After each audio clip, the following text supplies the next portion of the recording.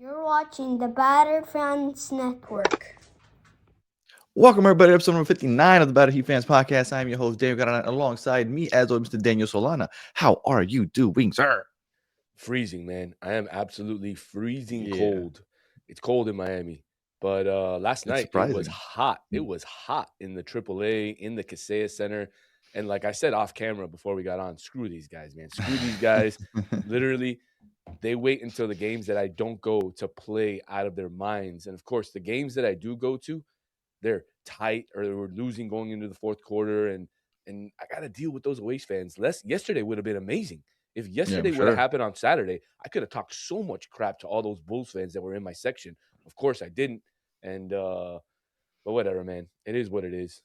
Big win, and let's hope we can go Yeah, streaking.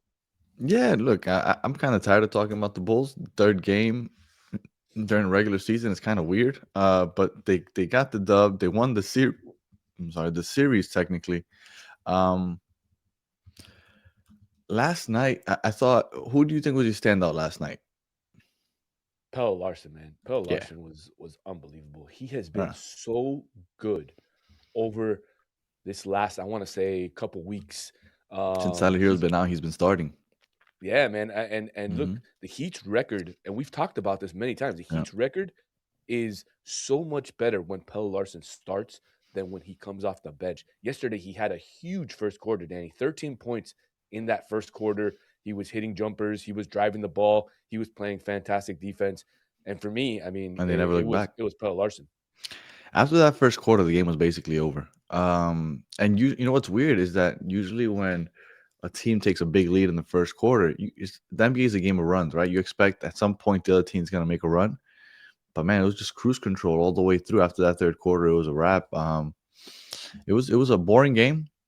Fun, I guess, if you would have been at the stadium, but when you're at home, I mean, I don't know. Maybe you like watching blowouts from home, but when I'm at home, I don't know. Like it stopped being interesting once you know that it's an absolute wrap. Yeah, man. I mean, I watched most of the game. Of course, the game was at the same time as the Uruguayan Super Clásico yesterday, which I was producing. So I was kind of watching both games at the same time. But once I saw the Heat take that commanding lead in the first quarter and end the first quarter 34-13 with a 21-point lead, I was like, there's no way that they're going to let this team come back. Oh, And you're crazy. Oh no, I expected Chicago to make a run at some point. really, really, Yeah, I yeah. mean, It once I was it saw was during the Billy during the third Donovan. quarters when I stopped caring. Like, okay, this is over. Nah, once I saw Billy Donovan switch out his lineup and put in Yuki Kawamura again, I was like, nah, this guy's tanking this game. I mean, come on. You You know, can't have a guy who's 5'7" out there dominating you like he did the day before. you know, to that point, Khalil Ware finally got to play. He got 18 minutes, 17 points in 18 minutes. I was gonna mention something because when we were talking just yesterday about the game before, and you said that the reason that he didn't play was for the matchups. I was thinking about this yesterday as I'm watching the game. Okay, so Vucevic is back. Khalil Ware gets a lot of garbage time minutes, whatever, but he finally gets some minutes. And I started thinking, why do we adjust to the other team? Like it's the Chicago Bulls. Like if it's a good team, maybe, but like when we go in to play against the Orlando Magic, we're like, oh, we got to go play big. But the Orlando Magic, they're not looking at us and like, oh man, we got to go small. Like, why do we have to adjust to the Chicago Bulls? Why Khalil Ware should just play? Period. Well, I think that's just one of Spo's, his one of his things is he likes to match up to the other But if we team. had, And and I know that Shaq is obviously a whole nother, like, of course, Shaq is like one of the greatest, but like, if you had Shaq, you're not adjusting to the other team. Like, at what point do you make teams adjust to you? yeah, but how many players are still in the NBA that you can compare them to Shaq? Maybe No, of one, course. That's maybe what I'm saying. maybe Like the that's the Joker. first name that came to my mind. Bad, not the greatest analogy. And off the top of my head, I can't think of somebody that's bad defensively. That's a big man, but I don't know. I'm just saying, like that shouldn't mean that you play him for 3 minutes. I still think you can figure out how to play him a little more. That's all I'm saying. Yeah, no doubt. I mean, and I know we got a lot of criticism on yesterday's episode because a lot of people are saying that I'm a Spo apologist. Look, man, Spo's the best coach in the NBA. He's shown it Yeah. time and time again. It's not that I'm a Spo apologist. It's just that I have faith in Spo, and I believe that he knows exactly what he's doing with some of these young players. Look, last night, Khalil Ware, like you said, 17 points, 18 minutes. That's what you want to see out of the big guy. You want to see him capitalize on the minutes that he's out on the floor, and that's exactly what he did last night. What Kel'el Ware needs to do is he needs to make himself playable and not allow Spo to take him out because he makes one or two bad mistakes. He needs to capitalize on the minutes that he's playing so that he forces Spo's hand and forces him to leave him in there. And that's exactly what he did yesterday by taking advantage of the minutes that he was given, scoring some points, getting some rebounds. And that's what you want to see out of Kel'el Ware. Not a 3-point night, not a 4-point night, but these big nights where he comes off the bench and gives you double-digit points. I think Spo's being petty. I think that sometimes you could be so good that you just think that your shit don't stink, and like, I don't know. I think he might be overthinking it right now. But regardless, you know what has me worried about the Pell Larson? We're not gonna get too much into detail about the game. I'm assuming because it was just a crazy blowout all the way through. You know what had me worried about yesterday? Let's say that we end up trading for Giannis, right? Let's say we trade for Giannis, and they're asking for players, and we're like, damn, they're gonna ask for Jaime. They're gonna ask for Pell Larson. Like after what we've seen recently, like if I'm the Bucks and I'm watching this, I'm like, I think I want that guy. Now, do you hold off on trading him to keep Pell Larson, or you go for Giannis? No, I'm giving up Pell Larson for Giannis, of course. Now, do you give up Pell Larson and Jaime? I mean, that's tough because if you give up both, then who's going to lead that second unit?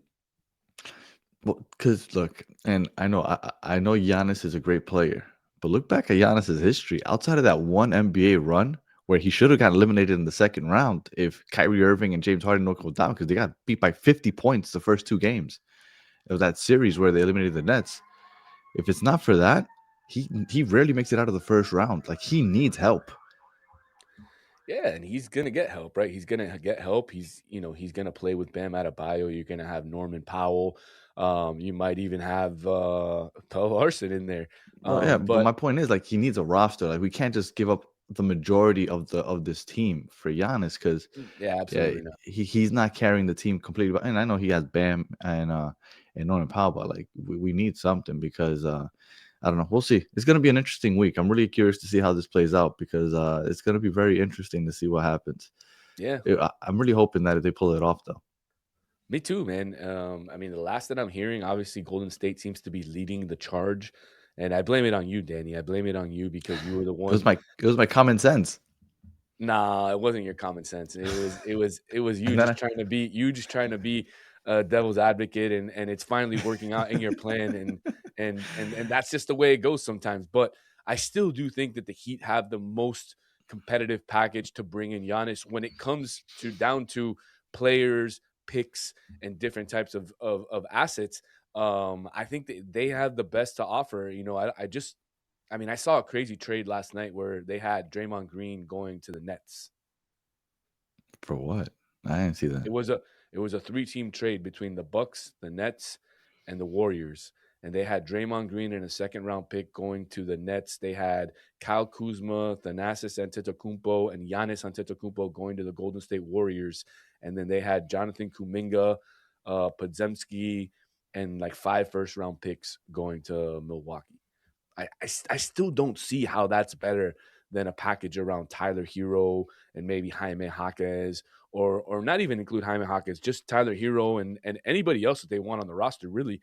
I just don't see how that's better. It's not better. It's kind of just framing it to see where Milwaukee wants to be.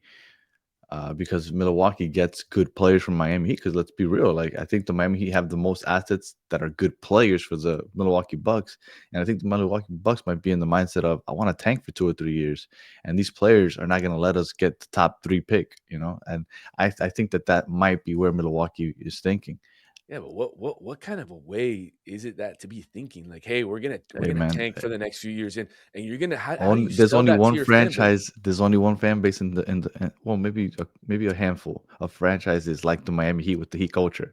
A lot of franchises go with the whole rebuild. Look at the fucking Sixers. They did that shit for like a full decade. Yeah, they trusted the process, and what did they do? Exactly. The process failed them.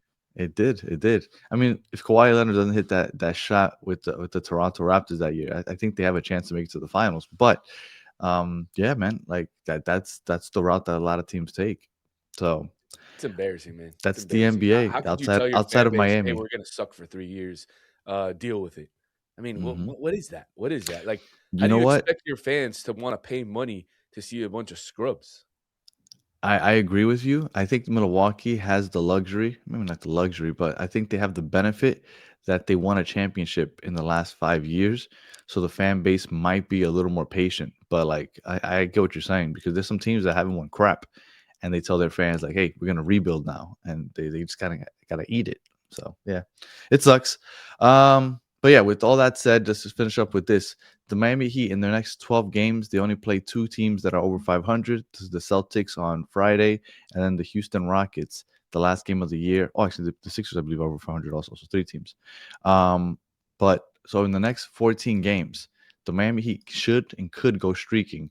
I'm hoping that by the end of the month, they are at least 10 games over 500. That's my prediction. By the end of, not even the end of the month, it ends with a back-to-back against the Brooklyn Nets on March 3rd and March 5th. So by March 5th, a month after the trade deadline, I'm predicting the Miami Heat will be 10 games over 500. They're 3 games over 500 right now.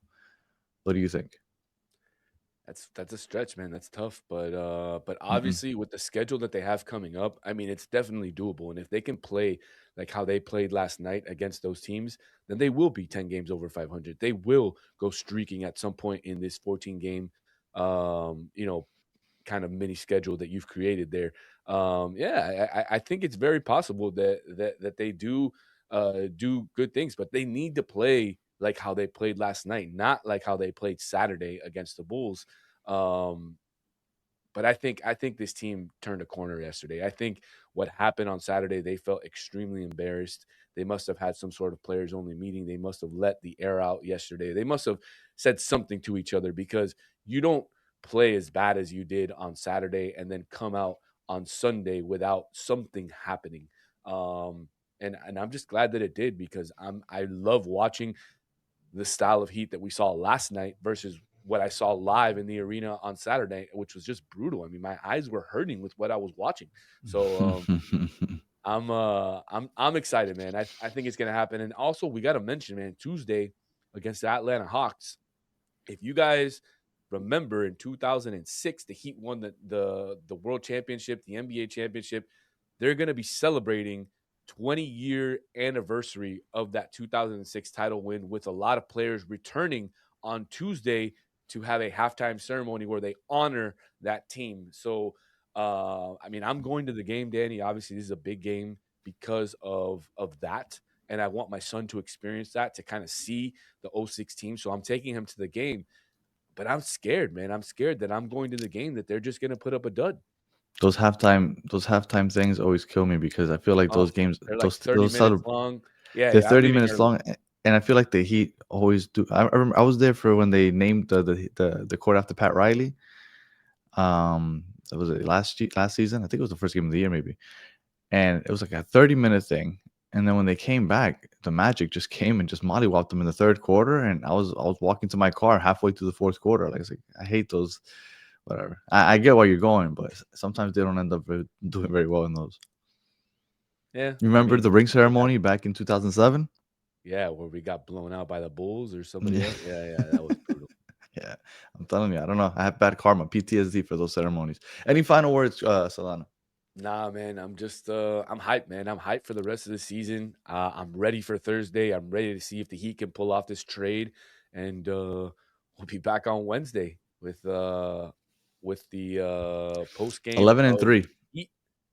11 So and you 3 in the think next 11 and 14. 3? I'm That's the gonna. only way they can go over 10 games over. I mean, that's a lot, man. That's a lot for It a is a team who's lot. been consistently inconsistent. I know. So When I just did the math in my head, I was like, ooh, maybe maybe it's too much, but whatever. I I think said it you have a already, so better I'm gonna chance stick of with it. them going 9-5 or 10-4 than 11 and Yeah, 3. yeah. But I'm gonna stick with it. Whatever. We'll go 11 and 3. It starts tomorrow.